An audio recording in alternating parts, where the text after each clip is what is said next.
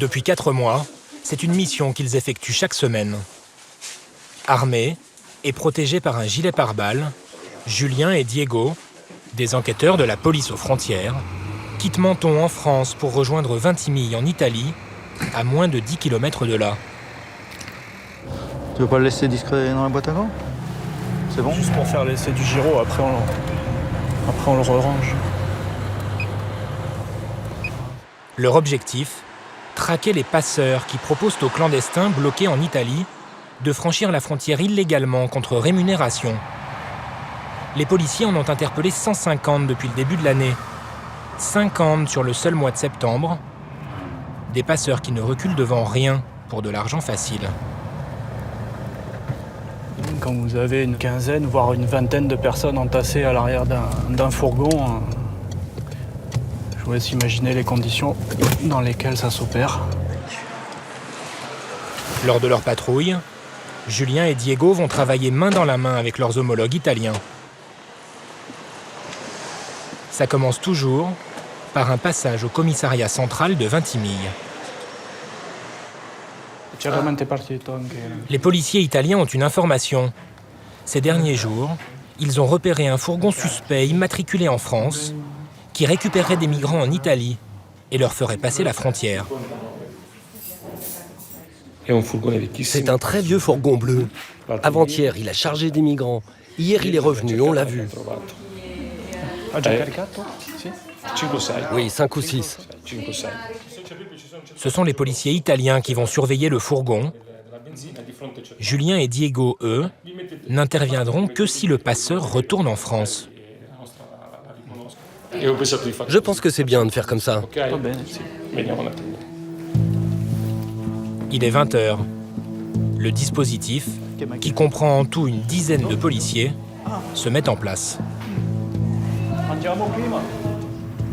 Depuis le début de l'année, 140 000 migrants sont arrivés en Italie après avoir traversé la Méditerranée. Vintimille est la dernière étape pour ceux qui veulent venir en France ou en Angleterre. Ils sont plusieurs centaines autour de la gare. Face au flux, la frontière reste ouverte, mais les contrôles ont été renforcés. Pour aider les migrants à passer malgré tout, les passeurs viennent ici vendre leurs services.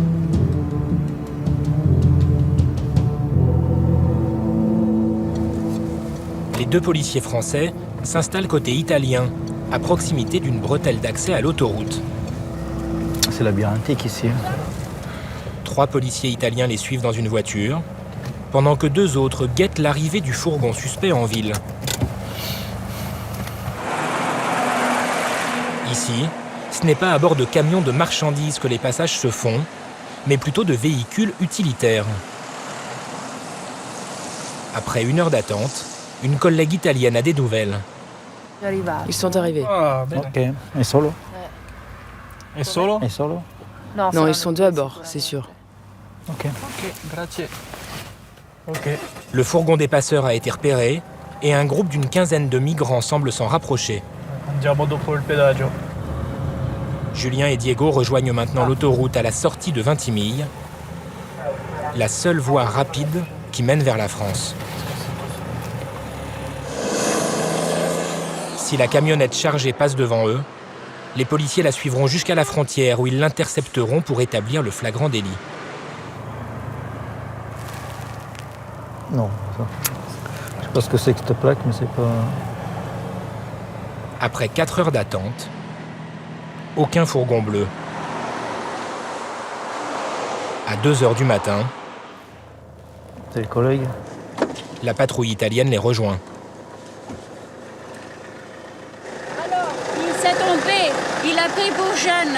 Ah, donc c'est mort. Il s'est trompé.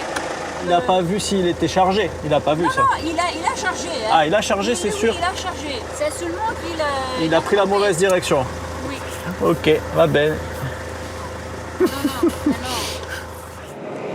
Le passeur s'est-il vraiment trompé de route? Ou a-t-il renoncé à rejoindre la France, après avoir repéré les surveillances dont il était l'objet?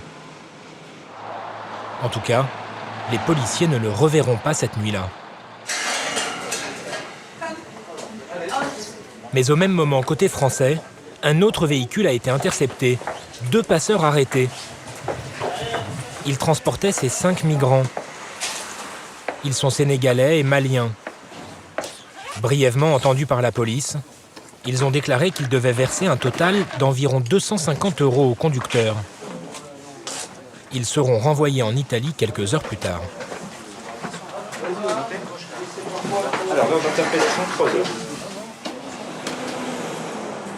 Dans quelles conditions ont-ils été transportés par le passeur? Le lendemain matin, le suspect est ramené au péage où il a été arrêté dans la nuit pour la perquisition de sa camionnette. C'est un maçon. Il l'utilise habituellement pour son travail. Un petit utilitaire, dépourvu de siège à l'arrière. C'est ici que les 5 migrants avaient pris place avec leurs valises.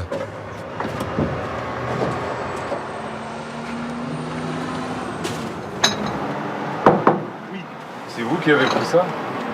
Ça c'était hier vers midi. C'est à vous aussi? C'est à moi. C'est vous tout ça? À l'arrière, donc, les 5 migrants étaient entassés dans des conditions de sécurité donc, précaires, puisqu'il n'y a ni ceinture de sécurité, donc, ni fauteuil. Et en plus, vous avez vu donc, que tous les vitres latérales sont obstruées donc, soit par des films, soit par des capitons, de manière à ce qu'on ne puisse pas voir donc, ce qui est à l'intérieur. C'est une étape capitale de la procédure, car les conditions de transport des migrants peuvent être retenues comme une circonstance aggravante lorsque le passeur sera jugé. Au siège de la police aux frontières à Nice, les gardes à vue commencent. Le conducteur au premier plan et son supposé complice qui était à ses côtés dans la voiture. 2 amis d'une vingtaine d'années, tunisiens, ils résident dans le Var. Leurs papiers sont en règle. Vous étiez tous les deux d'accord pour les prendre. Le passager est entendu par Maxime, un enquêteur, assisté d'une interprète. Le complice présumé est inconnu des services de police en France. Il affirme avoir passé la soirée à Vintimille pour le plaisir et avoir chargé les clandestins à leur demande, par simple charité. Avez-vous demandé de l'argent pour effectuer ce voyage? Non. Non, pourtant les 5 migrants qui ont été interrogés ont tous la même version. Ils ont été interrogés séparément et ils nous donnent même le tarif que vous leur avez demandé. En l'occurrence, une 50aine d'euros chacun. Que vous demandez à des gens qui n'ont même pas assez d'argent pour se nourrir. Moi, je l'ai fait au nom de Dieu, je ne l'ai pas fait pour leur demander de l'argent. Donc les 5 étrangers mentent. Oui ou non, c'est oui ou non. Oui. Voilà. Tous les passeurs mettent en avant des motivations humanitaires. Ils savent que c'est la seule façon de ne pas être poursuivis.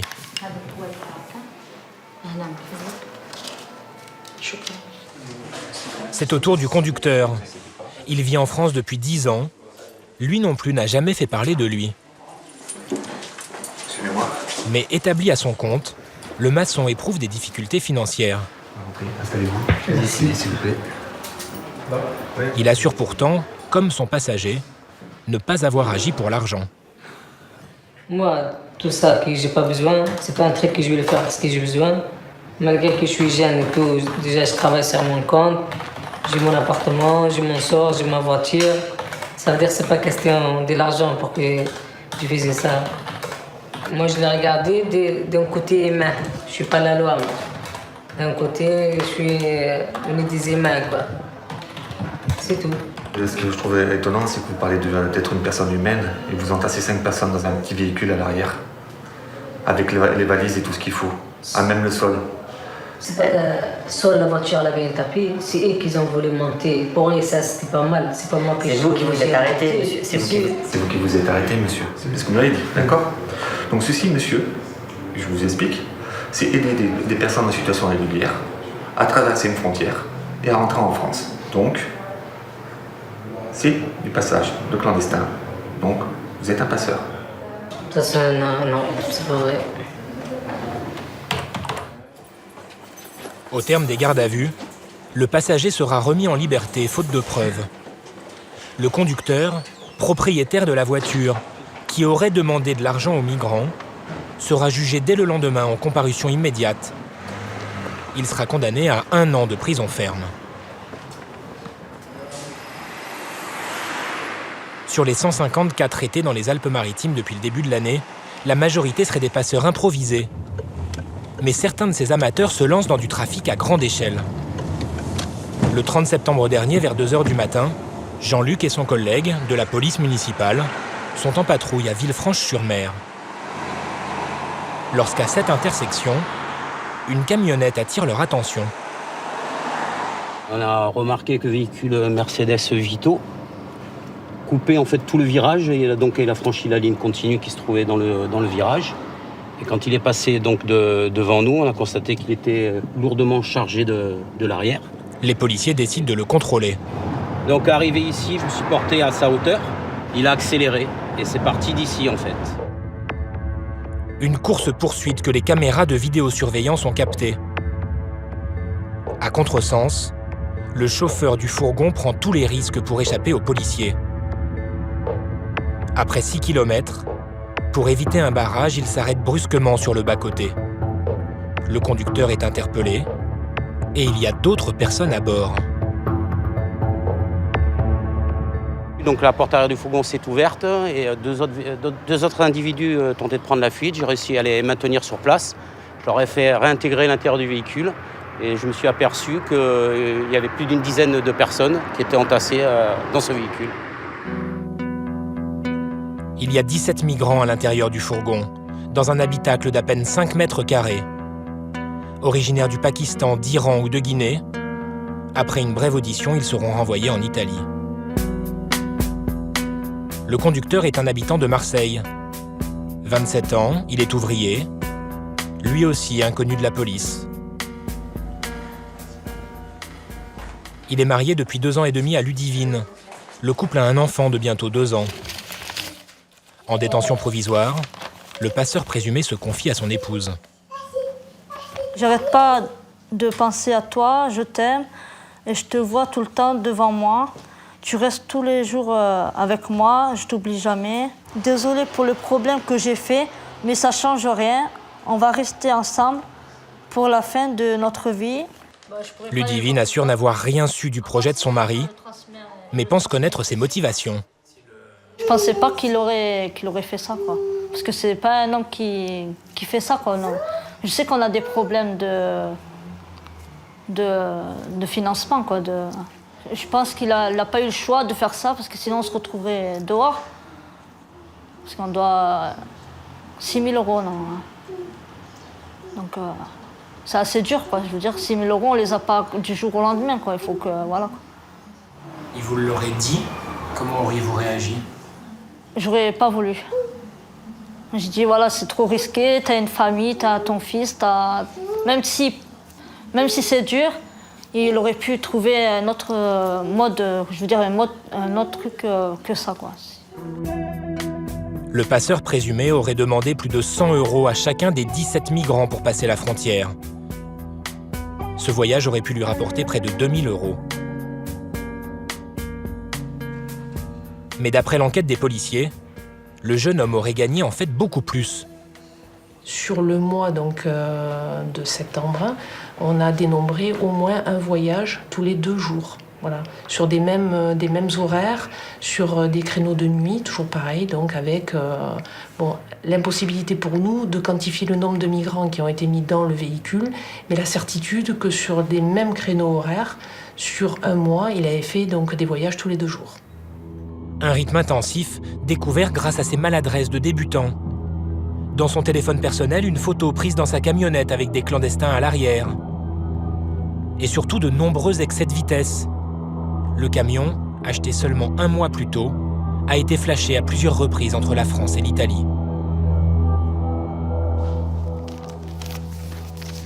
Selon l'avocat du suspect, son client ne serait allé à Vintimille qu'à 3 ou 4 reprises pour des raisons personnelles et n'aurait embarqué des clandestins qu'à son dernier voyage. Il voulait faire, entre guillemets, le taxi clandestin. C'était lui, c'était ça en fait. Mais au-delà, comprendre qu'il s'agit d'une infraction pénale, intellectuellement, il est, avec tout le respect que je lui dois, il est loin, loin, loin de tout cela. Et pour lui, c'est pas très, très grave en soi, le taxi clandestin. Mais après, effectivement, quand il a vu les gens qui étaient entassés derrière, là, il s'est posé des questions. Mais c'était trop tard, il avait déjà démarré. Il ne pouvait plus faire marche arrière. Jugé 1 mois après son interpellation, le jeune homme a été condamné à 2 ans et demi de prison. La peine la plus lourde infligée à ce jour par le tribunal correctionnel de Nice à un passeur. Environ 300 migrants attendent toujours à Vintimille. Leur nombre pourrait se tarir avec l'hiver et les mauvaises conditions météorologiques en Méditerranée. Mais d'autres pourraient arriver dès le printemps, de nouvelles proies pour les passeurs.